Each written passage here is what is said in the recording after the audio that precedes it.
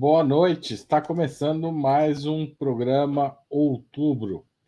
O tema de hoje é Israel, ou especificamente o silêncio mundial diante das ofensivas bélicas e dos crimes de guerra que o Estado de Israel comete com alguma regularidade, para dizermos assim, nos territórios palestinos. Na quarta-feira, dia 5, Israel anunciou o fim de mais uma incursão militar ao campo de refugiados de Jenin, na região norte da Cisjordânia ocupada.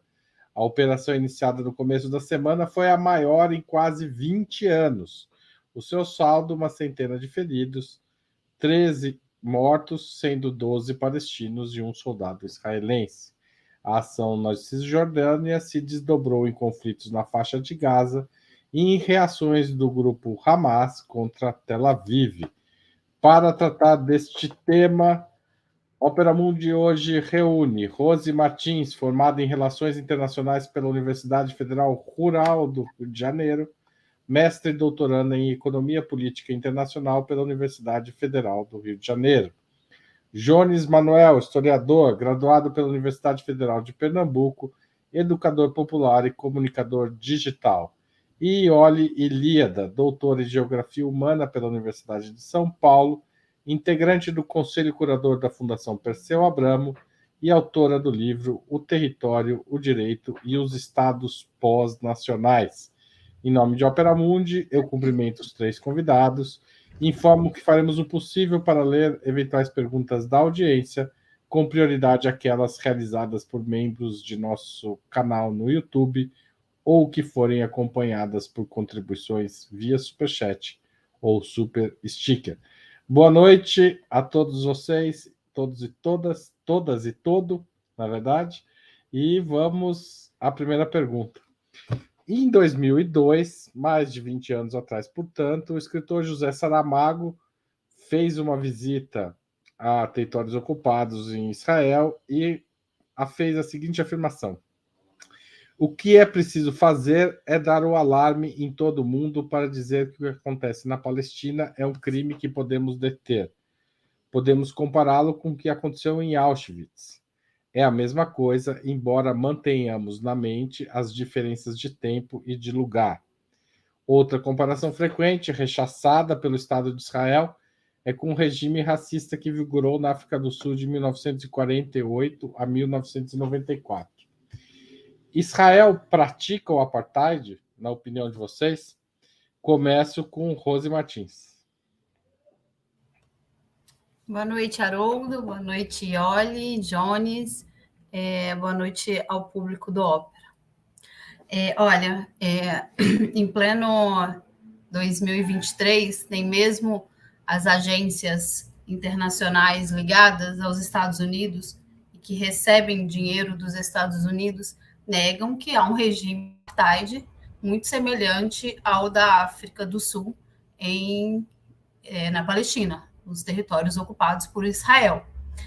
Não há como mais esconder, dado a situação catastrófica que a gente está vendo, inclusive nos últimos dias, o rumo que as coisas têm tomado.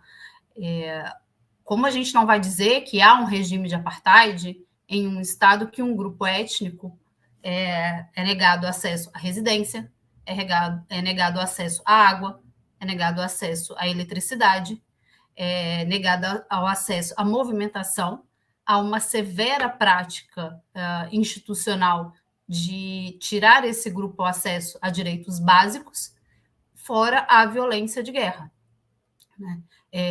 Israel há crianças palestinas presas em Israel, há líderes palestinos presos em Israel. Então, não há como mais, nesse ponto, a gente chegar agora, em 2023, e dizer que essas afirmações não fazem sentido e de que está tudo bem, de que existe ali, precisa ser levado adiante um processo de paz que foi paralisado, estagnado, e de que ambos os lados estão em guerra e de que é preciso chegar a um acordo de paz. Não é bem essa situação. Existe um Estado colonial, imperial, com práticas imperiais, violentas, segregacionistas, atuando contra um povo, um grupo étnico em específico. Então, eu não vejo e qual nome dar às práticas racistas, segregacionistas e criminosas de guerra ao que Israel faz no território palestino. Não há ali uma guerra entre duas forças iguais, né, que o mundo precisa discutir saídas de paz. Precisa haver uma responsabilização imediata, né, por parte dos grandes países, que eles têm se negado a fazer isso, uma responsabilização imediata das práticas criminosas de Israel, tanto os seus crimes de guerra contra as suas políticas racistas contra o povo palestino. Então, na minha concepção, sim, concordando com as citações que você fez, há ali um massacre e há ali perpetrado por Israel um regime de apartheid. Obrigado, Rose. Passo a palavra para a Iole. Boa noite, Haroldo, Rose, Jones. Muito bom estar aqui de novo. Eu estava com saudades, exceto do reloginho. Antes de tocar no tema, eu queria fazer um registro importante. Hoje é um dia triste, né? Perdemos Zé Celso, nosso grande companheiro Zé Celso, e além de ser um teatrólogo brilhante, foi alguém que sempre esteve ao lado das nossas lutas, né, das principais lutas do povo brasileiro. Então, acho que cabe aqui esse registro, mesmo que eu tenha perdido um tempo precioso da minha fala. Mas a minha fala também... Obrigada. Mas a minha fala também é facilitada pela introdução. Oi, desculpa. Não, siga adiante. Eu só queria dizer que é muito importante o registro que você fez. É porque eu acho que pessoas assim merecem a nossa lembrança.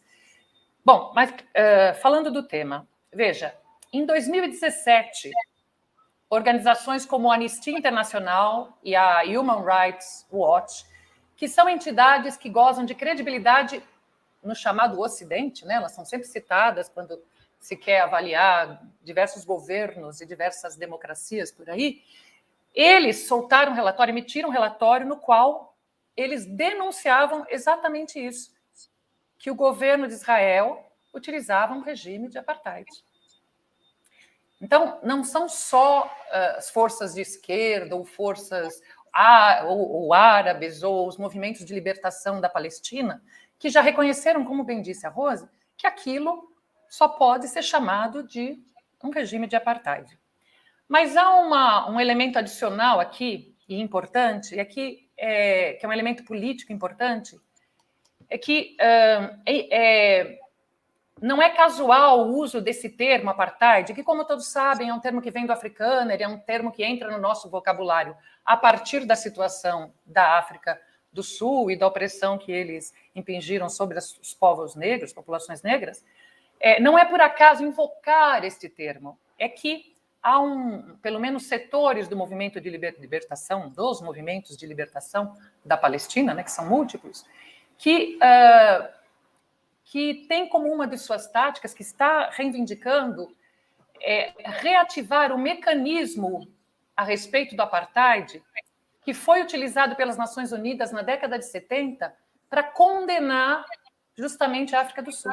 Veja que em 1973, a ONU vai declarar que havia um regime de apartheid e que esse regime de apartheid equivalia a um crime contra a humanidade. Essa sentença, digamos assim, da ONU, vai possibilitar que, no ano seguinte, a África do Sul seja suspensa da Assembleia Geral e que, a partir daí, ela sofra uma série de sanções, de alguma maneira, então, respaldadas por essa decisão da ONU, que, ao fim e ao cabo, levaram que, finalmente, o regime do apartheid fosse derrubado, que acabasse, que fosse substituído por um outro regime, uma outra ordem política. Então, dizer que houve um apartheid é muito importante, inclusive por essa razão. E para não fugir da primeira parte da pergunta, que é um assunto delicado, mas eu não quero fugir dele, e para isso eu peço um pouquinho mais de tempo, mas muito pouco, que uma das comparações que mais incomodam aos judeus de maneira geral, né, tanto aqueles que vivem no Estado de Israel como os que vivem fora, é esta comparação que está subentendida na fala do Saramago, que é a comparação com o que aconteceu com os próprios judeus nos anos de ascensão do fascismo e do nazismo.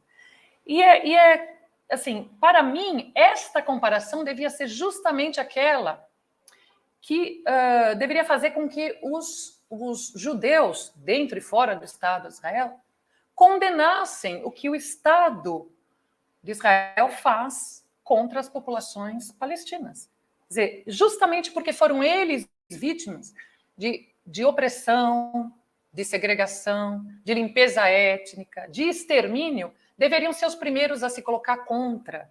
E, infelizmente, o que tem prevalecido até agora é uma crítica àqueles que denunciam o que está acontecendo, né? Então, eu diria que, em vez de abrir os olhos, eles preferem, no geral, os movimentos, os judeus, as organizações judaicas, no geral, não são todos, mas em sua maioria, principalmente as de corte sionista, preferem matar o mensageiro, digamos assim. Obrigada pela tolerância. Imagina, eu que agradeço, Ioli. Jones Manuel. Olá, gente. Boa noite, Haroldo. Boa noite, Rose. Boa noite, Ioli. Eu quero aproveitar esse tempinho rápido para dizer, inclusive, quem for do Rio de Janeiro, como Rose, acho que mora no Rio, né, Rose? Não, Rose não mora mais no Rio. Mas quem for do Rio de Janeiro, sexta-feira agora, às 5h30 da tarde, tem um debate na livraria Leonardo da Vinci e o deputado Glauber Braga sobre imperialismo, né? Tanto do ponto de vista conceitual, histórico, como os desafios atuais de soberania nacional brasileira. Então está todo mundo convidado e convidada. Merchandise feito, vamos lá. Vários líderes da luta contra o apartheid na África do Sul classificam o regime de Israel como um regime de apartheid, né? E aí, José, peço, por favor, para tu colocar na tela um texto do Desmond Tutu, que foi, assim, um herói, um mártir da luta contra o apartheid na África do Sul, e é um texto que está no site da FEPAL, e aí o Desmond, ele fala de apartheid na Terra Santa. Assim, e é assim, se alguém, usando o termo da moda, né, se alguém tem lugar de fala para falar do apartheid, é o Desmond Tutu, e ele considera a situação que vive o povo palestino um apartheid. Aliás, é isso.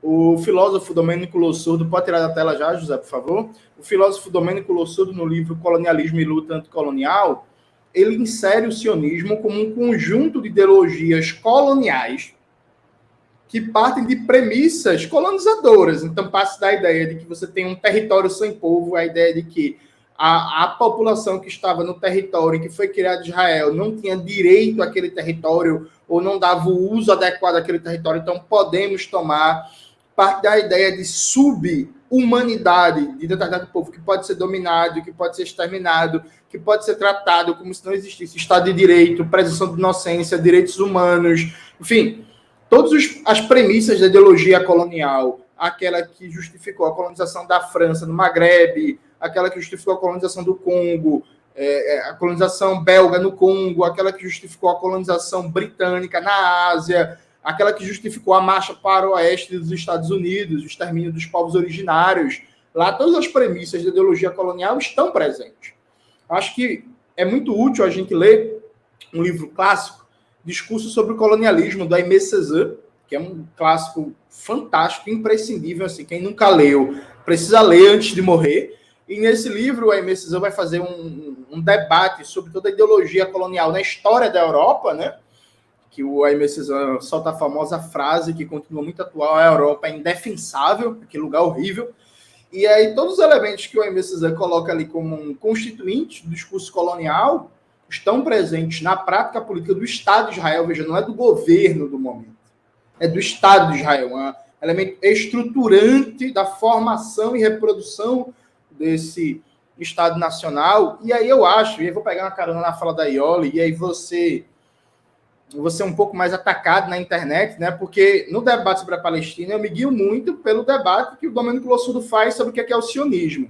E aí está expresso no livro Colonialismo e Luta Anticolonial, está expresso no livro A Linguagem do Império, está expresso no livro Marxismo Ocidental, enfim, diversos livros do Lossurdo. E aí você é crítico ao colonialismo, você é chamado necessariamente de antissemita, né? Mas veja, o que o Aimé Césaire faz nesse livro do Discurso Colonialismo é mostrar que o nazifascismo tem uma continuidade histórica com o colonialismo clássico da Europa praticado em África e em Ásia. Então, o Aimé Césaire chega a debater, o Fanon repete isso nos Condenados da Terra, que o nazifascismo, em alguma dimensão, nada mais é do que o colonialismo aplicado na própria Europa. Percebe? Se o sionismo é um projeto essencialmente colonial, sim, existe uma ligação com as diferenças e particularidades entre o projeto colonialista clássico da Europa, o nazifascismo e o projeto colonial sionista, assim como o projeto colonial da África do Sul. José está perguntando como é que escreve o nome do autor. Eu vou tá no Google e colocar aqui, porque é da Martinica. A Martinica é um negócio francês, esse aí mesmo, Aimé Césaire. Eu provavelmente pronuncio errado, porque o único nome francês que eu sei pronunciar certo é Zinedine Zidane. Tá certo, Jones Manuel. Mas a gente coloca na tela aí o Aimé Césaire para as pessoas localizarem daqui a pouco. Bom, de 2002 para cá, dessa fala do Saramago para cá, as políticas do Estado de Israel para a Palestina não mudaram. De certa forma, até se expandiram, ou seja, a política de expansão territorial e de restrição à circulação das populações palestinas aumentaram. Apesar disso, são mais raras do que no início do século figuras de grande projeção política e cultural, como Saramago, se manifestarem de forma veemente contra o país. Por que isso ocorre? E olha, você começa. Opa. Eu confesso que eu tenho dificuldade, claro, eu confio na sua informação, mas eu tenho dificuldade em aferir corretamente se de fato existia mais gente que se pronunciava naquela época, existe menos gente agora. Eu realmente tenho essa dificuldade, embora confie na sua informação. Mas há algumas hipóteses para isso, certo? A primeira hipótese é muito triste, porque é a hipótese da banalização, da normalização desta situação, né? E porque, veja, o caso deste episódio a que você fez referência na introdução, que é o episódio mais recente, que ocorreu essa semana, desse ataque por terra e por ar a um acampamento de refugiados de Jenin, demonstra de alguma maneira isso, porque evidentemente foi impossível que a imprensa não desse algum destaque para isso. Foi uma operação de grande escala, né? Você destacou a maior em 20 anos, alguns dizem que a maior desde 67, desde a Guerra dos 6 Dias, e houve um número de mortes expressivo, né?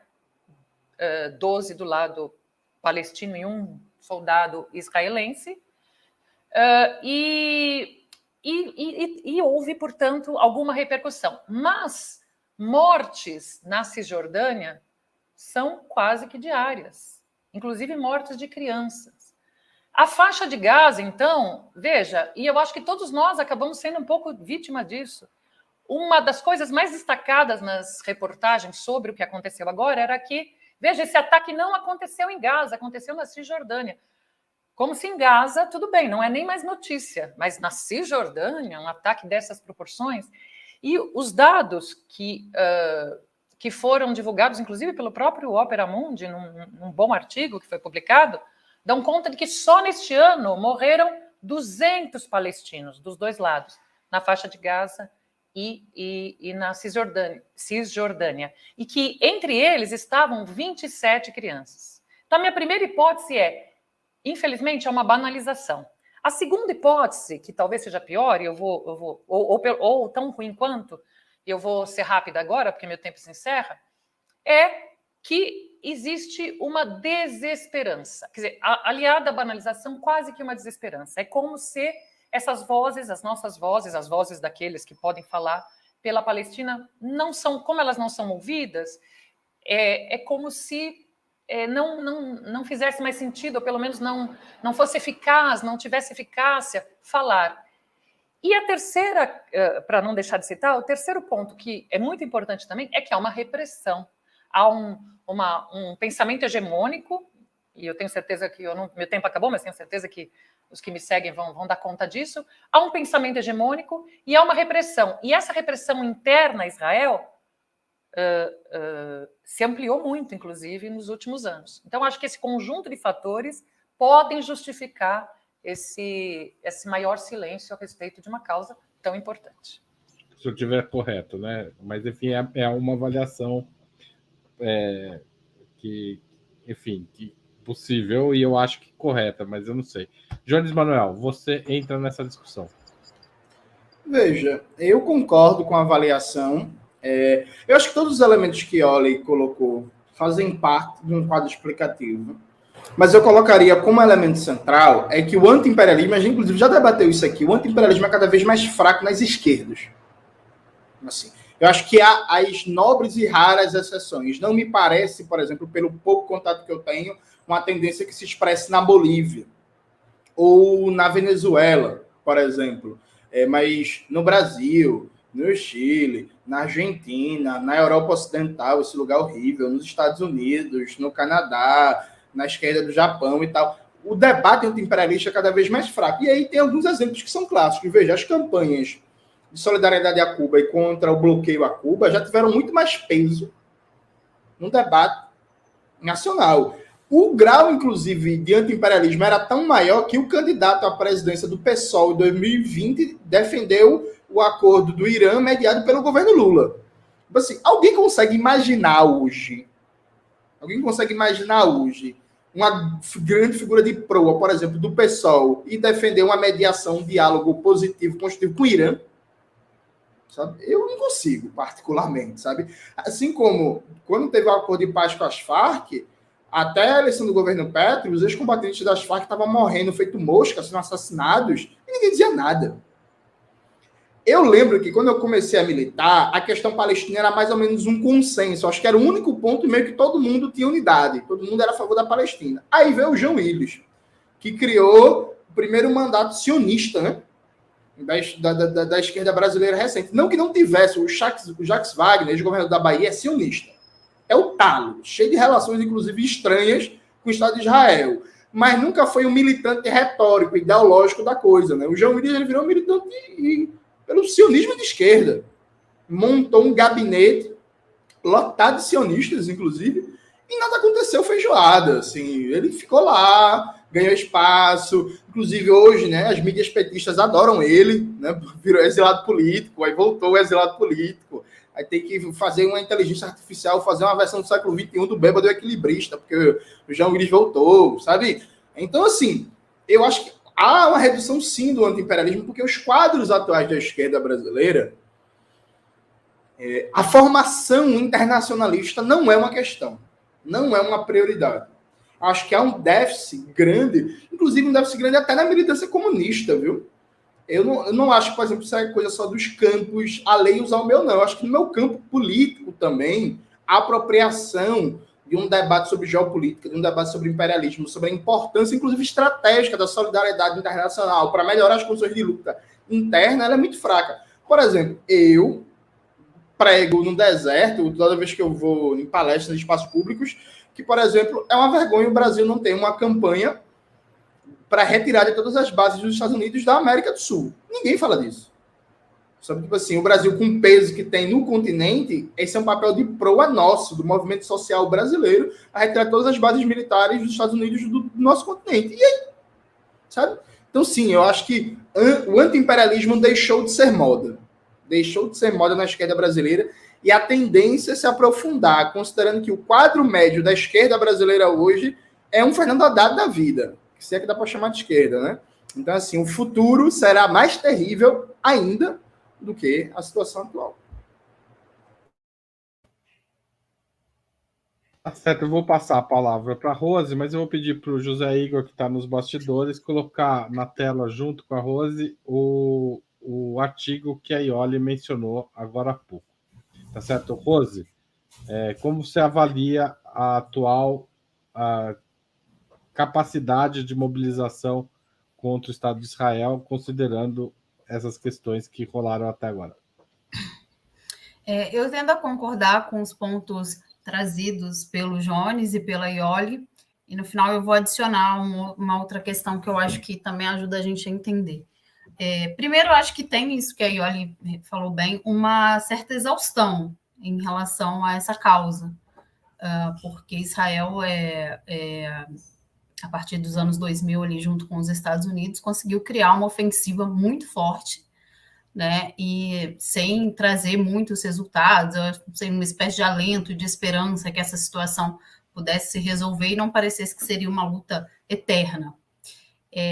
Agora, muito importante o que o Jones trouxe sobre a questão do imperialismo, porque isso é evidente, né?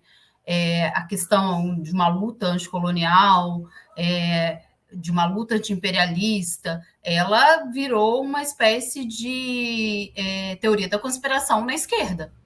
Eu falo assim, até no meu campo de estudo, nas relações internacionais, quem fala isso é visto mais ou menos assim como doidinho do bairro, né? Falar de anti-imperialismo, falar de imperialismo em 2023 na academia, claro, não é no campo como um todo, mas não é bem visto. As pessoas não estão falando sobre isso. É preciso, por exemplo, se a gente for falar desse caso da Palestina, vamos investigar por que as políticas da ONU não deram certo. Não vamos falar das práticas imperialistas e colonialistas que ajudam esse conflito se arrastar. Então, essa é uma realidade no campo que eu estudo e uma realidade na esquerda brasileira. E não falando aqui do Brasil, mas na esquerda mundial. E o Jones até citou nomes aqui.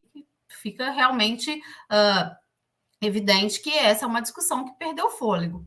E o que eu queria adicionar é o seguinte: Israel, junto com essa percepção de que seriam os problemas da esquerda, Israel também entrou numa guerra midiática de propaganda em relação a pautas que seriam mais importantes do que a pauta anti-imperialista, do que uma luta anticolonial, né? Que são as pautas de defesa de direitos humanos, a defesa, o que eles chamam, né? Eu não gosto desse termo, mas para ser assim, para resumir, que seriam as pautas identitárias, porque a gente sabe que Israel tem uma política, né, de vender para o mundo inteiro que os seus cidadãos estão numa democracia e, portanto, gozam de direitos humanos e há liberdade, em relação aos homossexuais, enfim, e fez essa propaganda ecoar. Então, as pautas são outras. Israel é um Estado democrático, Israel é um Estado que defende o direito da comunidade LGBT. E essa propaganda tem colado, né? Então, acho que isso cria um quadro, assim, né?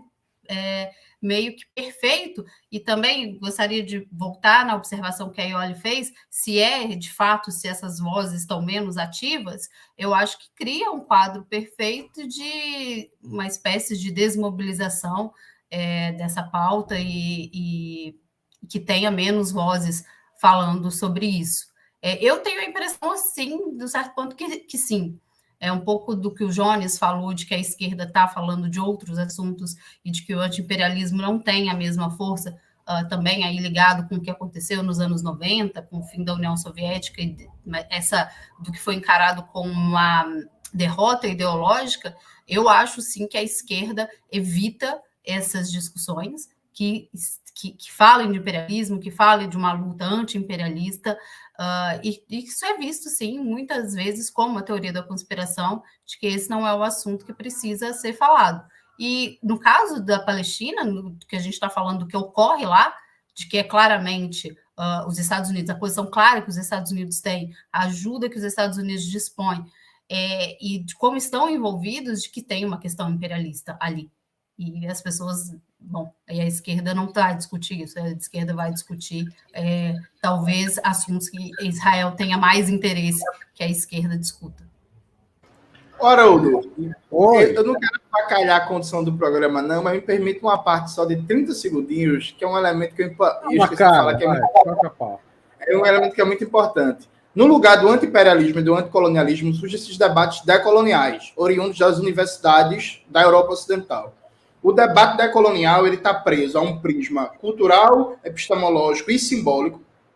Grosso modo, ignora totalmente o debate sobre economia política, não tem geopolítica, não tem questão militar, não tem nada. Então, esse povo decolonial adora citar um decolonial para cá, um decolonial para lá, decolonial para cá, decolonial para lá, mas nunca vai se envolver numa campanha de solidariedade ao Haiti, contra a ocupação militar, contra o bloqueio a Cuba, de solidariedade à Palestina, pela retirada das bases militares dos Estados Unidos da América do Sul, pelo fim do intervencionismo francês em África e por aí vai, sabe? Então, acho que tem um elemento aqui importante também. No lugar do anticolonialismo radical de esquerda nacionalista ou marxista, entrou esse da colonial acadêmico, que é, como toda moda acadêmica, é um negócio que não tem risco nenhum para a ordem dominante. Fecho.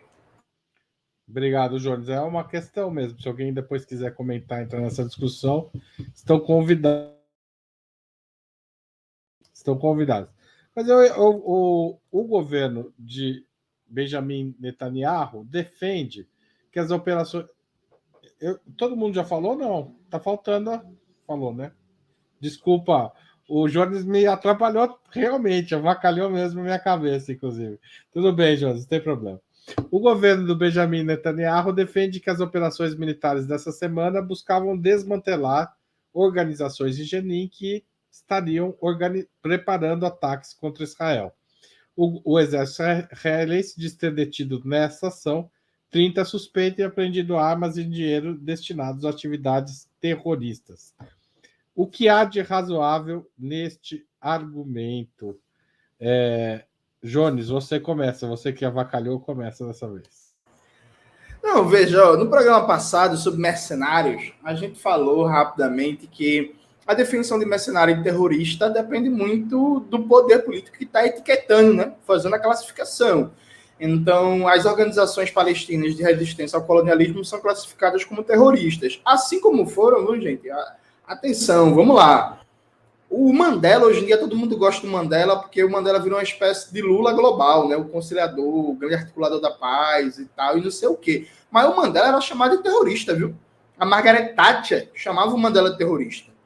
A direita republicana dos Estados Unidos chamava o Mandela de terrorista. Os movimentos de luta contra o apartheid na África do Sul eram classificados como terroristas. Hoje em dia, todo mundo também gosta do Fanon. Mas, assim, os movimentos de luta pela libertação da Argélia também eram classificados como terroristas. A guerrilha no Vietnã também foi classificada como terrorista. Então, o que é chamado... tem um exemplo clássico, né, o mais gostoso de todos, que é o Talibã, né? No final de Rambo 3, na parte dos créditos, aparece uma mensagem, né? Agradecemos ao bravo e valoroso povo do Talibã, do Afeganistão, os guerreiros pela liberdade. Os Mujahidins, os guerreiros pela liberdade, é a origem do Talibã. Então, o Talibã já foi considerado... Freedom Fighters, guerreiros da liberdade. Então, assim, o debate sobre o que é terrorismo passa por uma característica de poder político, uma característica de quem vai dar a definição ideológica do que é terrorismo ou não. Esse é um ponto. O segundo ponto, se a gente for pegar uma definição técnica, entender terrorismo como todo ato de violência que visa incutir terror no conjunto da população, praticado por um grupo armado estatal ou não, o Estado de Israel pratica terrorismo. O Estado de Israel cria um regime de terror permanente contra o povo palestino. O terceiro elemento é que, veja, eu sou marxista. Boa parte das organizações palestinas não são. Provavelmente, inclusive, muitas delas, se tivessem no poder e eu morasse na Palestina, iam querer me matar porque eu sou comunista. Né? Então, assim, mas, ao mesmo tempo, aqui eu sou bem fanoniano. Eu não estou aqui para julgar do ponto de vista moral e ético a resistência do colonizado. Ponto. Então, assim, para mim é por qualquer meio necessário. E é isso mesmo, assim, sabe? É isso mesmo. E aí podem tirar o corte, me cancelar, mas é isso. Se quiser usar bomba, jogar foguete, fazer a desgraça inteira, a questão para mim central é que acabar com a violência, acabar com a colonização. Ponto. E aí todas as táticas que se quiserem usar de resistência, de lutas, de ofensivas e tal, para mim são válidas. Tem um texto do Fanon que é os intelectuais franceses frente à guerra de libertação da Argélia. Eu acho que é esse o nome. Esse texto está contido no livro Revolução Africana, Ontologia do Pensamento Marxista, que por acaso eu sou um dos organizadores, né? Depois vocês comprem e dêem uma lida, que eu acho que fundamenta muito bem esse elemento, que a gente não pode ditar parâmetros éticos para o colonizado na luta pela sua libertação. Obrigado, Rose. Olha, o Jones travou um pouquinho aqui para mim, eu não sei se é aqui, tá? Não sei travar aí, vocês têm um pouquinho de paciência. não sei se foi aqui, está no meu. Esse discurso, né, bem como o Jones já trouxe, esse discurso sobre terrorismo, quem é terrorista, quem é mercenário, quem luta pela libertação de algum povo, ele é manejado, né? Os Estados Unidos, eles historicamente sabem manejar muito bem. O Jorge já deu o exemplo do Talibã aqui, como foram os Estados Unidos que armaram um grupo. Ai, meu Deus, está travando um pouco. Está travando aí para vocês? Tá bem? De como eles armaram um grupo e depois como uma reorientação ali do que seria a estratégia do complexo militar industrial dos Estados Unidos, coloca esse grupo também como inimigo, porque precisava gastar armas. Então, esse é o conceito, como quase tudo no sistema internacional, no direito internacional, relativizado.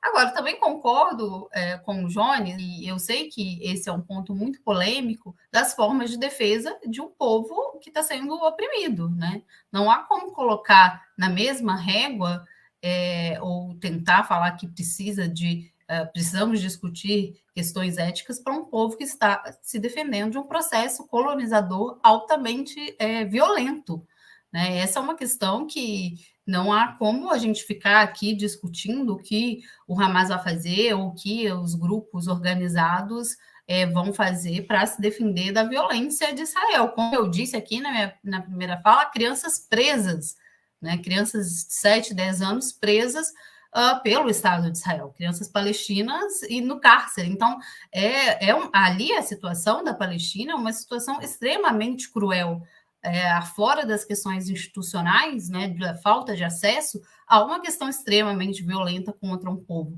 e que dura muitos anos. Agora, sobre essa fala dele exatamente também, há uma preocupação do Estado de Israel sobre a organização do campo de Jenin, porque existe um movimento ali de armado, né, de homens armados para lutar contra o Estado de Israel. Então, essa onda de violência também teve no início de janeiro, né? A gente viu também, teve uma onda de violência contra o campo de refugiados de Jenin, e está tendo agora, porque também Israel, de certa forma, está preocupado com a organização ali, a resistência armada daquela região, que, aliás, historicamente, é muito heróica em relação às práticas de guerra de Israel, né? Principalmente ali em 2002, no massacre de abril de 2002, quando resistiram fortemente. Então, historicamente, há uma preocupação e noticia-se que há movimentos ali armados, há grupos armados de resistência que estão oferecendo,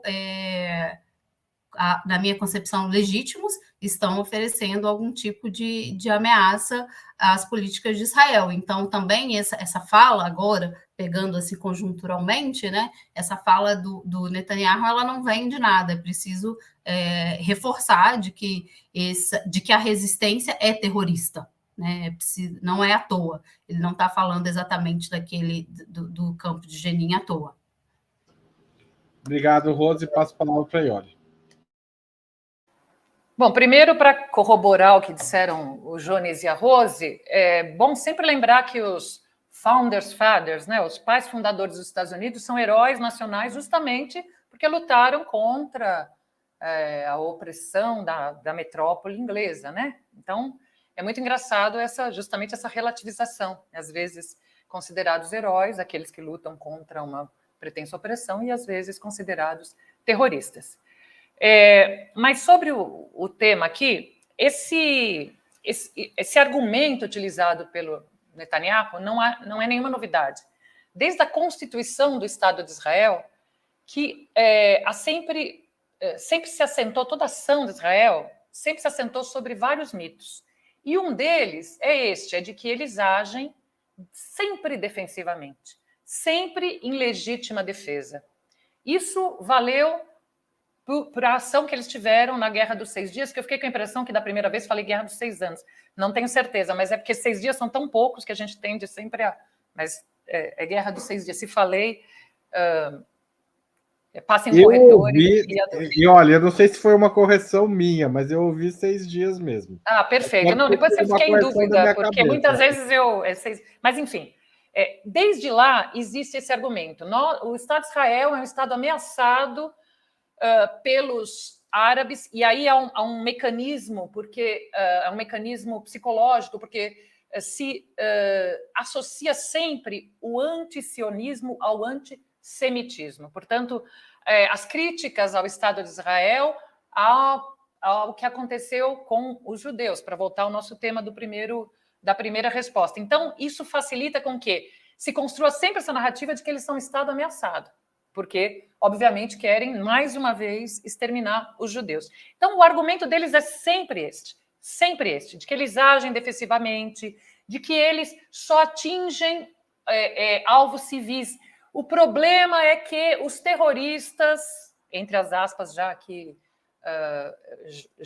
indicadas, usam os civis como escudo, o de que quando alguma escola é atingida, é isso. Ou é porque ela abrigava, na verdade, armas de um grupo terrorista, ou foi um erro, mas ele será investigado. E com base nesses argumentos, sempre se passa pano, para usar uma expressão da moda, sempre se passa pano às ações de Israel. Sempre se constrói uma argumentação segundo a qual eles agem defensivamente. Eles são os ameaçados e agem defensivamente. Teria muitas coisas a dizer aqui, inclusive fazendo analogias com o discurso que se constrói a respeito, agora na guerra Ucrânia e Rússia, mas o tempo não me permite. Mas eu vou utilizar aqui um finalzinho que eu nem tenho, vou esticar aqui, para dizer uma coisa para o Jones.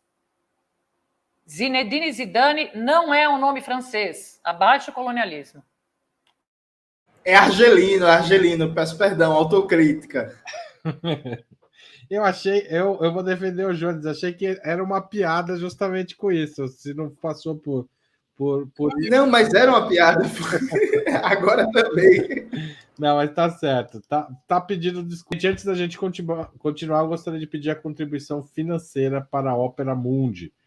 É muito importante para a sustentação e ampliação do nosso jornalismo. Há 6 formas de fazer isso. A primeira é uma assinatura solidária em operamundi.com.br/apoio. É a forma que tem o maior número de contribuintes. A segunda é se tornar membro pagante do nosso canal no YouTube. É só clicar em Seja Membro se você estiver assistindo nesta plataforma. A terceira e a quarta é contribuir agora mesmo com Superchat e Super Sticker.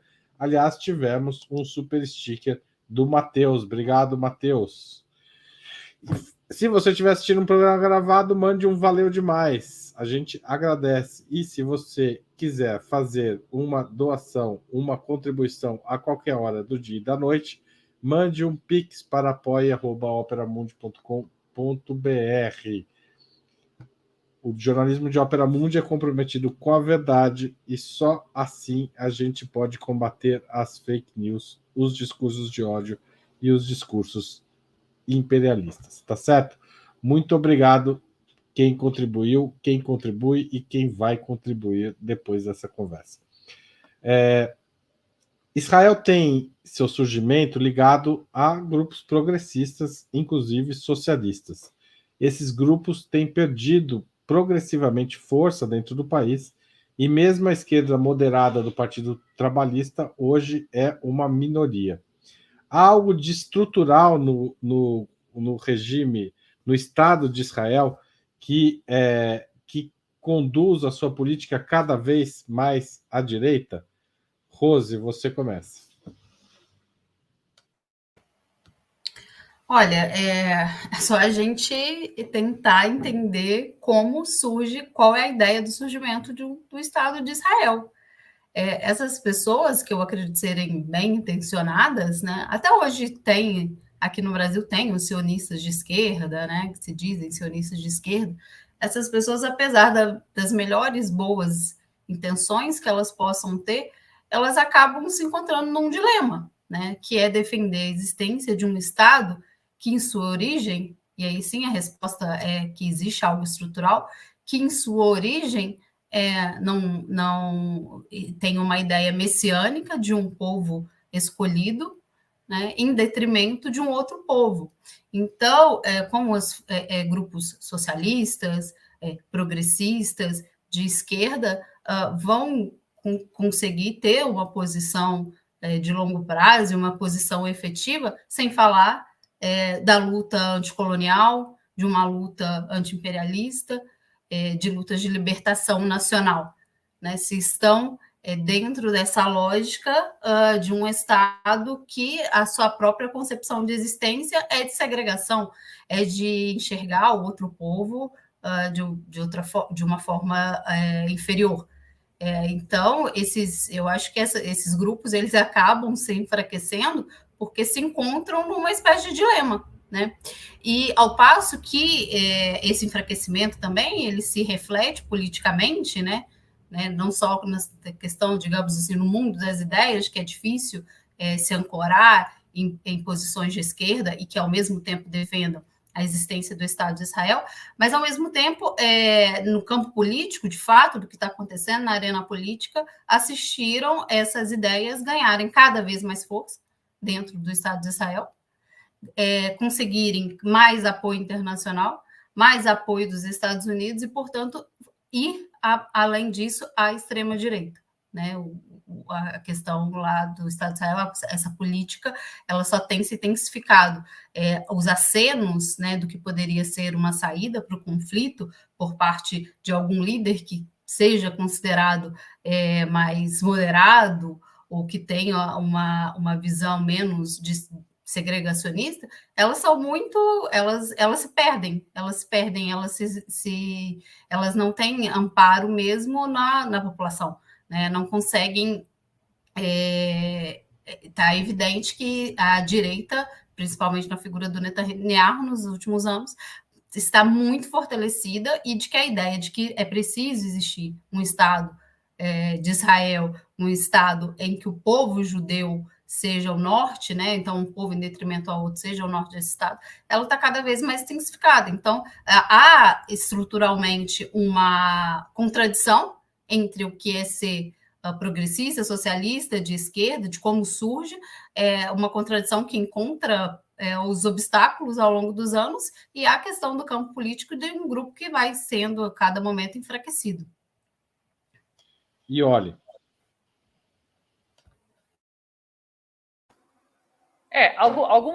Alguns aspectos dessa questão já foram até apresentados aqui antes, né? Quando se discutiu a Constituição com a Lud Jones, mesmo a mesma Rose, discutiram a Constituição do próprio Estado de Israel. Porque eu diria o seguinte, se houve uma participação de progressistas no movimento sionista, isso foi lá nos primórdios, né? Lá bem nos primórdios.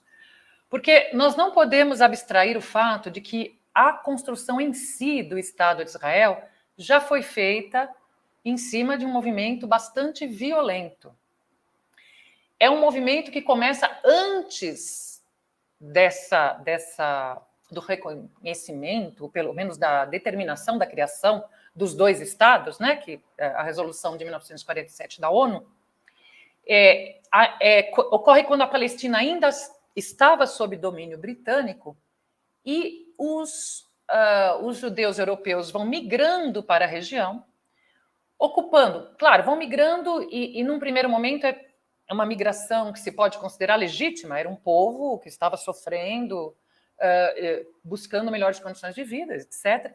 E eles ocupam, num primeiro momento, regiões mais desabitadas, mais vazias, mais desérticas, né? Até por isso vazias. Só que, com o tempo, começou a haver um sistemático processo de terror, de extermínio, inclusive, de ameaças ao povo palestino que ali já estava instalado e que é obrigado a sair da região. E assim, já desde a origem, portanto, da constituição do Estado de Israel, você tem esse processo de opressão, terror, eliminação, afastamento, desterro da população palestina, até que se cria uma situação territorial em que e uma situação de conflito em que os ingleses se retiram, argumentando, inclusive, que não queriam mais administrar o problema, e a ONU propõe uma saída que inicialmente não era de 2 estados, era de um xadrez. Meu tempo é curto, não vou ter tempo para desenvolver, mas tudo bem. Era de um xadrez que permitisse que as 2 populações se mesclassem. Isso, a comissão que foi montada para discutir o assunto inicialmente propôs isso, mas a pressão já sionista, a pressão que havia, a pressão imperialista, podemos assim caracterizá-la, porque assim ela deve ser caracterizada, fez com que se optasse por esta resolução. Agora, não foi a ONU que criou o Estado de Israel. Na verdade, a ONU reconheceu que os 2 tinham direito a estados e os israelenses que ali estavam, judeus que ali estavam, né, os sionistas que ali estavam, para precisar minha afirmação, vão utilizar esta resolução para afastar, para eliminar, para fazer aquilo que ficou conhecido como limpeza étnica dos territórios, expulsar os palestinos e se apropriar daquilo que tinha sido determinado pela ONU, que já era a maioria do território da antiga Palestina. Então, veja, o tempo é muito curto para assuntos muito complexos. Vocês fazem isso com a gente. A gente corre o risco sempre de... Não, mas continua um pouco, tentar simplificar coisas complexas, mas é importante dizer isso, é importante dizer... A ideia sionista inicial talvez fosse, né, fosse algo legítimo, mas o Estado de Israel se constrói sobre uma violência que expulsa as populações palestinas que viviam naquela porção de terra. Isso fez com que pessoas como Albert Einstein, que todos sabem quem é, que não é um comunista de carteirinha, muito menos um terrorista, assim, espero pelo menos que as pessoas não considerem assim, tenha, por exemplo, se afastado do movimento sionista, tenha feito críticas ao movimento sionista, isso nos anos 40 já. Isso quando o Estado... Não é à toa que ele só visitou as terras palestinas em 1923 e nunca voltou, porque, no fundo, ele nunca concordou com o caminho que isso tomou. Então, só para concluir, agradecendo o tempo que me foi dado além, sim, não cheguei até os dias atuais, porque seria impossível, mas tenho certeza que quem me seguir vai fazê-lo, mas de saída há um problema. A violência contra os palestinos começa desde a Constituição do Estado de Israel, o que fez com que a parte progressista dos sionistas tenha se afastado já de saída. Obrigado, Iole. Jones Manuel.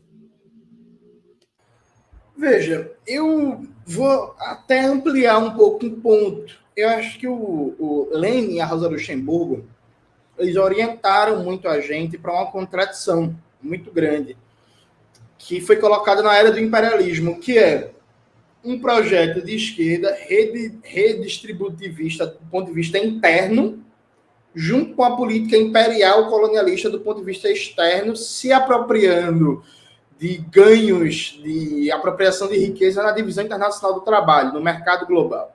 Então, Lenin e a Rosa vão debater, por exemplo, na virada do século XIX para o século XX, como um processo de aburguesamento, de degeneração da social-democracia, estava diretamente ligado ao papel dessa social-democracia europeia em chancelar, em receber migalhas, por assim dizer, das práticas coloniais da burguesia europeia. Um pouco antes disso, o Engels, no final da vida dele, 3 anos antes de morrer, inclusive eu gravei um vídeo hoje sobre isso, o Engels fala que não existia movimento operário na Inglaterra, porque não tem como ter um movimento operário de verdade sem uma firme política contra a política colonial do Império Inglês. Engels falava que existia movimento operário de base proletária, movimento burguês de base proletária, trabalhadora, mas que não existia movimento operário de fato sem uma política anticolonial. O que a gente vê na história do século XX e no século XXI é esse grande desafio, essa contradição de você conseguir, nos países que têm uma posição privilegiada, Israel tem uma posição privilegiada, que é basicamente sustentada pela maior potência do mundo, que é os Estados Unidos. Os Estados Unidos têm acordos de doação de bilhões e bilhões e bilhões e bilhões de ajuda militar, transferência de riqueza para Israel, enfim, todo o apoio para cometer as atrocidades que quer da União Europeia, do Ocidente e por aí vai. Acho que é uma contradição muito difícil. teve um povo que se emocionou muito com Bernie Sanders nos Estados Unidos, né? Pô, o socialismo democrático nos Estados Unidos, agora vai, não sei o quê. As posições do Bernie Sanders na geopolítica são pavorosas. Tipo, melhora um pouquinho frente a um Biden. Mas frente a um Biden ou a Hillary Clinton, basta não ser um psicopata. Que você tenha uma posição um pouquinho melhor. Mas, assim, um Biden, na hora de debater política externa, na hora de debater soberania da América Latina, na hora de debater a situação da Venezuela, por exemplo, a posição do Biden não diferencia em nada do estabelecimento do imperialismo dos Estados Unidos. A mesma coisa a Cássio Cortez. O povo gostou muito quando apareceu, não sei o quê. Todas as posições dela sobre a América Latina são desastrosas. Então, a gente tem um histórico na Europa, nos Estados Unidos, no Canadá, na Austrália, no Japão também, que se reflete nessa esquerda israelense trabalhista, que é tentar sustentar um projeto de esquerda desde uma perspectiva colonial. Dá certo por um tempo, mas você chega sempre a contradições insanáveis. Eu termino a minha reflexão dizendo o seguinte, veja, gente, não é coincidência que a Europa seja o berço e o lugar em que nasceu o fascismo e o lugar que mais cresce é o fascismo.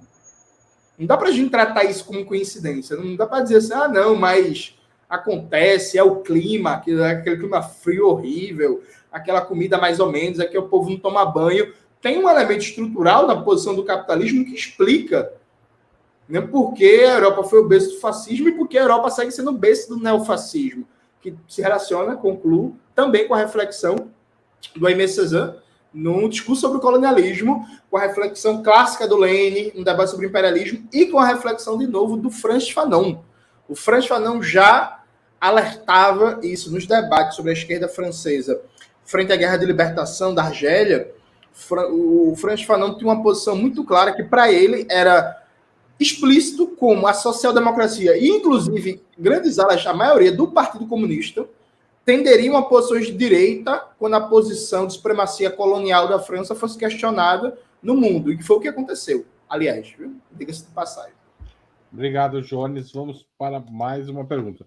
O Partido Democrata dos Estados Unidos, sob o comando de Bill Clinton, nos anos 90, patrocinou os acordos de Oslo e jogou, de certa forma, a favor de um processo de paz que, embora significasse um grande recuo na causa palestina, chegou perto de se viabilizar, né, com o encontro entre Shimon Peres, né, por Israel e Yasser Arafat pelos palestinos. Fracassada aquela tentativa, os Estados Unidos parecem ter adotado uma posição de apoiar todo e qualquer governo de Israel sem entrar em discussões de mérito. Qual o sentido político dessa opção estadunidense? E Oli começa. Desculpa, estava tentando abrir aqui o microfone. Prometo que agora eu vou ser sucinta. Vou tentar, pelo menos. Até porque eu acho que algumas das razões já foram discutidas aqui, né? Quer dizer, há um... Primeiro que...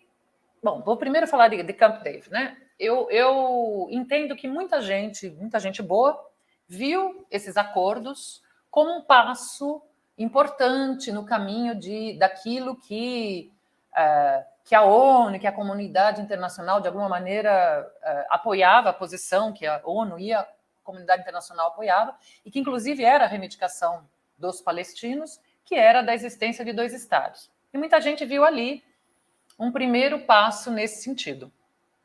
Passado um tempo, a avaliação sobre o que aconteceu ali é outra, né? Por diversas razões que a gente não vai desenvolver aqui, talvez num outro programa, mas o fato é que aquilo acabou apaziguando um setor da luta popular palestina, né? E aqui vamos dar nome aos bois, na verdade, né? Porque você tinha como grande referência da luta por libertação na Palestina a OLP, Organização pela Libertação da Palestina, que foi constituída, tendo Yasser Arafat à sua frente, lá, quando Yasser Arafat ainda estava no Egito, né? Estava exilado, digamos assim, e que tinha uma posição mais radical, e que se colocou, por exemplo, contra a decisão da ONU de 2 estados, porque ali se defendia a posição de um Estado único. Bom, todo mundo sabe dos acontecimentos históricos, mas naquele momento há, digamos assim, uma espécie de pacificação, uma concessão do Arafat, da OLP, na verdade, de que aceitava este primeiro passo, que era a administração de zonas, de territórios ali, no que era Cisjordânia, no que era Jerusalém Oriental e no que era a faixa de Gaza, em troca do reconhecimento do Estado de Israel, né? Mas esta resolução, na verdade, não dava o passo fundamental, que era a autonomia, soberania efetiva dos palestinos sobre seu território, que continuaram ocupados pelos israelenses. O problema disso é que, de alguma maneira, e o tempo já voou, isso vai enfraquecer vai enfraquecer, inclusive, a narrativa da ocupação, a narrativa do apartheid. E é por isso que a Rose falou sobre isso, é por isso que até hoje há quem se refira ao que acontece lá como um conflito entre Palestina e Israel, como se fossem dois países, quando, na verdade, é um território sob ocupação. O tempo acabou, mas eu não quero deixar de dizer isso. E este é um dos grandes problemas hoje que se verifica e que explica até o que aconteceu em Jenin. A própria OLP, hoje praticamente convertida em Autoridade Nacional Palestina, porque quem controla a Autoridade Nacional Palestina é a OLP, hoje não tem apoio da população palestina. E, inclusive, ao término da ocupação dos ataques de Israel, foi realizado uma manifestação grande na sede da Autoridade Nacional Palestina. Então, esse é um dos efeitos de Camp David, que mostram que, se havia esperança em relação ao que aconteceu ali, o resultado, na verdade, foi negativo. Sobre a outra parte da pergunta, que é sobre a política norte-americana, eu creio que, de alguma maneira, já foi respondida pelo Jones, quando falou do imperialismo, e certamente eles tocarão no assunto. Tá bom, vou passar a palavra para o Jones, então. Veja, eu acho que tem um debate polêmico aqui que é bem interessante. Eu vou de novo citar o Domênico Lossurdo, né? O Lossurdo, ele tem uma compreensão, tinha, né? Porque morreu, infelizmente, muito triste. Mas o Lossurdo tinha uma compreensão do imperialismo, e ele deixou isso registrado nos últimos escritos dele, que ele não entendia como se existisse uma cadeia imperialista. Porque várias partes dos comunistas reivindicam a leitura de mundo, como é o caso do KKE, o Partido Comunista Grego, que hoje, proporcionalmente, é o maior partido comunista da Europa Ocidental, e, quiçá, deve ser o maior partido comunista do mundo, fora do poder no tal do Ocidente. Ele pensa o imperialismo como uma cadeia, né? Então, você tem um país global, hegemônico, que é os Estados Unidos, e você tem ramificações de cadeias imperialistas com posições intermediárias, como seria o caso da França, da Alemanha, e por aí vai. O Domênico Lossurdo, ele desenvolve uma tese que eu acho que está correta, porém com derivações políticas problemáticas, está correta desde um ponto de vista da geopolítica, mas que na hora de pensar a tática de ação, o anti-imperialismo é complicado, que ele fala, não existe cadeia imperialista global nenhuma. O que existe é um eixo imperialista hegemônico que dá a tônica no mundo, que é o eixo Estados Unidos e Israel. Ponto. É ali que está o inimigo principal. Tem uma famosa frase do Stalin, que os comunistas gostavam de citar nas antigas, quando Stalin fazia sucesso, que era, é preciso concentrar todos os esforços para golpear o inimigo principal. Né? Palmiro Togliatti, lá da Itália, comunista histórico, adorava citar essa frase. Então, o Lossurdo pensa Israel e Estados Unidos como o eixo, o núcleo do que é o imperialismo no mundo. Desde essa perspectiva militar, ideológica, cultural, institucional, eu acho que faz muito sentido. Isso explica a união estratégica entre Estados Unidos e Israel, a despeito dos partidos e dos governos. E aí eu volto até o próprio Bernie Sanders, por exemplo, quando ele era candidato, ele não questionava a política sionista, viu? Assim, é base inquestionável seja de esquerda, de direita, de lado, de centro, da política estadunidense e também da política israelense, com algumas contradições mais aparentes do que reais. Então, me parece que essa unidade se explica por isso, né? Além disso, Israel é o grande anteparo para a política externa dos Estados Unidos no Oriente Médio e também norte da África e região. E aí, isso tende a se aprofundar. Eu vi uma notícia para concluir que saiu na semana passada, saiu no site da APET, da Associação dos Engenheiros da Petrobras, que a Arábia Saudita decidiu que vai reduzir a produção de petróleo a partir desse mês, mas garante o mesmo nível de fornecimento de petróleo para a China, a Ásia de maneira geral e a Rússia. E que se alguém tiver redução no fornecimento de petróleo, vai ser os Estados Unidos e a Europa Ocidental. Né? É o tipo de movimento que vai fazer com que Israel tenha um papel cada vez maior na política externa dos Estados Unidos e, consequentemente, sancionar tudo de crime contra a humanidade que Israel pratica e que ninguém vai falar nada, porque, enfim, é Israel. Tá certo. Rose? Olha, a pergunta é sobre essa mudança, né, dos Estados Unidos, o que seria a política dos Estados Unidos em relação a Israel. Eu vejo, assim, essa questão como a reorientação da política externa norte-americana a partir de 2001, em que a estratégia imperial dos Estados Unidos fica clara, né? Nos anos 90, existia um discurso por parte do Bill Clinton de paz através dos mercados globalizados, né? Vamos abrir os mercados no mundo inteiro, a União Soviética acabou, a Guerra Fria acabou, o mundo está em paz, desde que a economia internacional funcione com a liberalização dos mercados. Então, existia também, apesar de não ser, ao menos em retórica, né, porque fizeram 48 intervenções militares nos anos 90, ao menos em retórica, o discurso era outro. Né? Então, eu não sei se, olhando assim, se os Estados Unidos, naquele momento, nos anos 90, estavam em uma condição, ali naquela região, de maior negociação, estavam numa condição mais favorável para ceder em alguns pontos, porque, afinal de contas, estavam ali no mundo unipolarizado.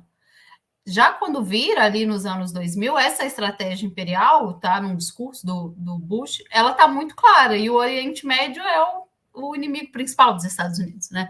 Os Estados Unidos eu já falei sobre isso, vai ali manejando ao longo dos anos, a partir da Segunda Guerra, alvos inimigos para vender arma, porque precisava manter o complexo industrial militar tecnológico funcionando, porque tem um grande ali escolhendo inimigos e precisa lutar contra esses inimigos e vender arma para os outros e justificar o orçamento de defesa. Então, eu vejo ali essa mudança, que fica clara a estratégia imperial dos Estados Unidos em todos os tabuleiros geopolíticos, e o Oriente Médio em especial, começam as intervenções na região, de que os Estados Unidos precisavam de uma política muito enfática para aquela região e precisavam de um parceiro ali que pelo menos caminhasse de forma mais estável com os Estados Unidos e que tem uma certa... de que caminham ideologicamente na mesma direção, que é o contrário, por exemplo, do que eles enxergam na Arábia Saudita, né, que é um parceiro histórico também, mas que ali as instabilidades poderiam em algum momento colocar areia na relação. Então, acho que os Estados Unidos têm digamos assim, um automatismo em relação a Israel, porque também adotou outra estratégia, outro tipo de projeção geopolítica muito mais agressiva, né, muito mais claramente imperial, sem meias palavras, embora isso mude, embora a retórica mude ao longo dos anos ali com o Obama e com o Biden passe a ideia de que é uma retórica diferente da do Bush, os ciclos a elite de poder dos Estados Unidos, ela continua a mesma. E a questão das intervenções, a questão da política externa norte-americana, ela também continua. Portanto, continua a mesma em Israel. O Jones falou um pouco isso, né? Não só sobre o Bernie Sanders, mas também sobre o brasileiro, achando que ele ia representar grandes mudanças no sistema internacional, né? Tipo de política, e tem acenado para Israel da mesma forma. Então, eu vejo esse de automatismo em relação a Israel, mas como um reflexo dessa estratégia claramente imperial, e principalmente também de que a sua hegemonia precisa ser preservada. E Israel é um ponto ali naquela região em que os Estados Unidos podem confiar, porque caminham, de certa forma, também juntos ideologicamente. Obrigado, Rose. Eu tinha uma última pergunta, mas de certa forma vocês passaram por ela. Eu vou fazer, mas vou abrir um pouco para desenvolver as coisas que, assim, digamos, considerações finais de vocês. Porque alguns setores progressistas israelenses, embora condenem os governos de direita, não cerram mais fileiras em prol da causa palestina, ao contrário do que ocorria nos anos 70 e 80. Vocês acham que é possível voltar a ter uma esquerda israelense pró-Palestina, que defenda a causa palestina como já foi no passado? Ou essa possibilidade é remotíssima, se não impossível? Começo com o Jones. Veja, acho importante lembrar do que eu não vivi, que quem pegou os anos 50, 60, 70 e 80 pegou a guerra do Vietnã, pegou a guerra da Argélia, pegou a libertação das colônias portuguesas de África, a Revolução Cubana, a Revolução Nicaragüense, movimento dos não alinhados, Kwame Nkrumah, Thomas Sankara, Fidel Castro, Tito, Mao Zedong, Ho Chi Minh. Ou seja, você tinha toda uma época histórica fantástica, né? Incrível, que ser anticolonial era quase que uma premissa de um processo de ser radical de esquerda, né? Ou de ser uma esquerda coerente. E tanto é assim, inclusive, vários partidos comunistas da Europa Ocidental tiveram que rever suas posições pró-coloniais, né? Porque na Europa Ocidental, com exceção do Partido Comunista Português e do Partido Comunista Italiano, no geral, as posições sempre foram muito trágicas. Viu? Partido Comunista Francês, meu Deus do céu, Partido Comunista Britânico, Nossa Senhora, né? A Organização Comunista da Alemanha Federal, da Alemanha Capitalista, enquanto não foi proibida, também não era lá muito um Brastemp. Então, era uma época muito, muito interessante e importante, ao ponto que hoje em dia quase ninguém lembra disso. Faz uns 2, 3 anos, a Alemanha, acho que era no governo da Merkel ainda, era no governo da Angela Merkel, foi pedir desculpas aos países de África pelo processo de colonização do século XX, né?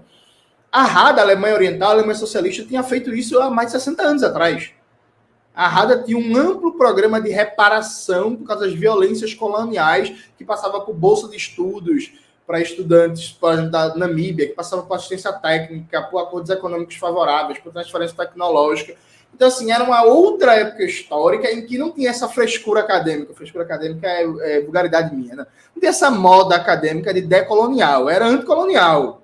Um projeto anticolonial de pulsão global, que tinha a sua corrente comunista perfeita e tinha a corrente nacionalista, né? Que entrava o Nasser, entrava o Gaddafi, o pai do Bashar al-Assad, que eu acabei de explicar o nome, até projetos que se degeneraram completamente depois, por exemplo, Saddam Hussein, ele chega a poder no Iraque, também com um forte discurso de um apelo de um nacionalismo terceiro-mundista, de um projeto dos não alinhados e tal. Mas isso morreu, infelizmente.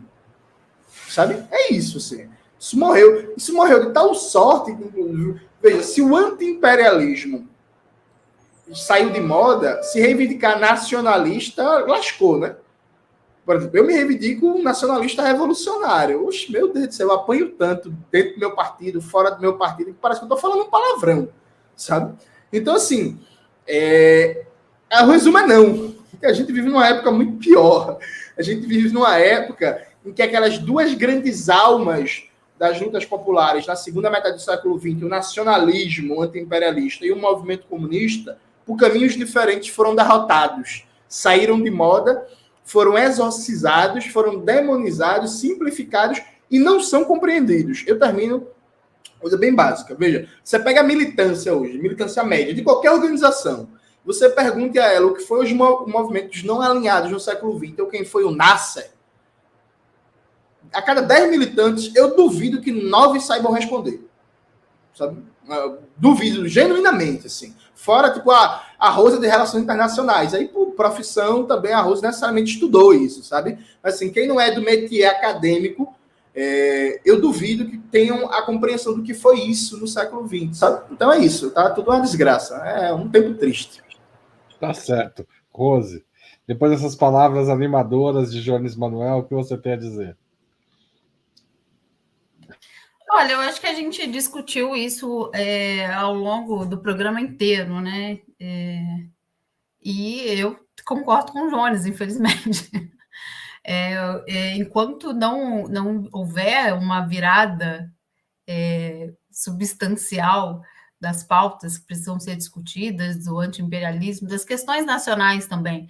Eu acho que o Jones pontuou isso bem. Hoje em dia, quando fala de nacionalismo, o debate fica interditado, né? Porque ele é automaticamente relacionado com neofascismo, com grupos de extrema-direita. Então, é difícil, assim, às vezes nas redes sociais, e falar disso, você também vai apanhar.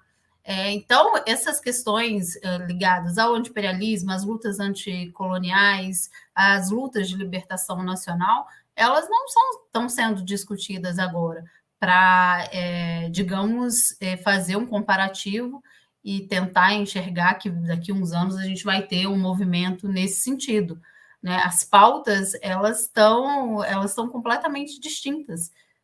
Acho que eu dificilmente eu olho assim, tento encontrar e olho e de forma otimista e digo que vai existir uma esquerda dentro e fora do Brasil que tente discutir isso e que não seja vítima de uma caricatura, que é o que acontece nos dias atuais. Então, de forma bem negativa, a minha resposta é não. Eu não vou usar o meu tempo todo nessa pergunta. Acho que a gente discutiu bastante isso. Não vou ser mais pessimista assim, para o chat não ficar muito triste. Tá certo. E olha. Em linhas gerais, infelizmente, eu estou de acordo com o Jones e com a Rose. A esquerda mundial vive numa defensiva estratégica, né, na qual nós fomos colocados nos anos 70, 80. Isso tem a ver com a reconfiguração do capitalismo, que assumiu a forma neoliberal, tem a ver com o fim da União Soviética, etc. E agora que a gente vive uma nova crise, na verdade, o que a gente está assistindo é uma direitização do mundo, quer dizer, uma ascensão da extrema-direita. Por enquanto, é isso que nós estamos assistindo. Então, não podemos esquecer disso, quer dizer, o mundo se deslocou à direita. E Israel também, para falar do nosso tema, quer dizer, aproveitando a deixa, há um consenso de que este governo do Netanyahu é o mais de direita da história de Israel. Veja, a gente veio discutindo as posições de Israel e tal. Há um consenso de que este é o governo mais à direita que Israel, desde sua conformação, já teve. Não podemos esquecer, aliás, Netanyahu está sob fortes protestos, claro, tem a ver com a reforma judicial, mas são protestos que em março foram massivos, mas que são diários. Ontem mesmo teve um significativo, etc. Então ele também é contestado internamente. Mas não podemos esquecer que ele fez uma aliança para conseguir compor o seu governo dessa vez, e ele assumiu em dezembro do ano passado, portanto é muito recente, com partidos à sua direita. E esses partidos, como o ultranacionalista sionismo religioso, ele defende, e estou fazendo questão de afirmar isso, porque sei que aqui no debate, por exemplo, tem gente que, quando nós dizemos o que dizemos a respeito das posições do Estado de Israel, acham que não são verdadeiras, e eu compreendo, mas se duvidam de nós, vejam o que defendem estes partidos que fazem parte do governo, que têm ministérios. O líder desse sionismo religioso, Itamar Ben-Gvir, ele foi condenado em 2007 por incitação, vou citar você precisa na condenação, incitação racista contra árabes e apoio ao terrorismo. Ele defende explicitamente a anexação da Cisjordânia ocupada. Então, isso não é loucura nossa, não é teoria da conspiração. E ele faz parte do governo do Netanyahu. Então, é isso que nós estamos vivendo. Isso explica por que é tão difícil, é muito mais difícil você ter vozes potentes e um grande movimento se colocando contra isso. Agora, para não terminar no pessimismo, é difícil, mas é necessário. É necessário. De alguma maneira, se há algo bom nisso, nessa tragédia de Jenin, foi ter reacendido este debate. Estamos falando sobre isso hoje, né? Não falávamos há algum tempo. Então, nós temos que fazer desse limão uma caipirinha, que eu acho melhor que uma limonada, e insistir. insistir, porque a história do movimento operário, do movimento dos trabalhadores, é feita de derrotas, de defensivas, mas também de momentos de ascenso e de vitórias. Oxalá. Oxalá. Obrigado, Iole. Obrigado, Rose. E obrigado, Jones, pelo debate. Se você gostou dessa conversa, não deixa de assistir um outro vídeo que a gente publicou recentemente nesse canal, uma entrevista que tira um monte de dúvidas sobre a questão palestina com a historiadora Aline Clemecha, professora da USP. O título do vídeo, se procurar no YouTube, é Vamos Falar da Palestina. É imperdível, clique nele e se informe ainda mais. Entre outras questões, Clemecha responde a seguinte questão: Israel é uma teocracia ou uma democracia? Quer saber a resposta? Vê lá. Tchau, gente. Valeu. Obrigado. Tchau. Boa noite.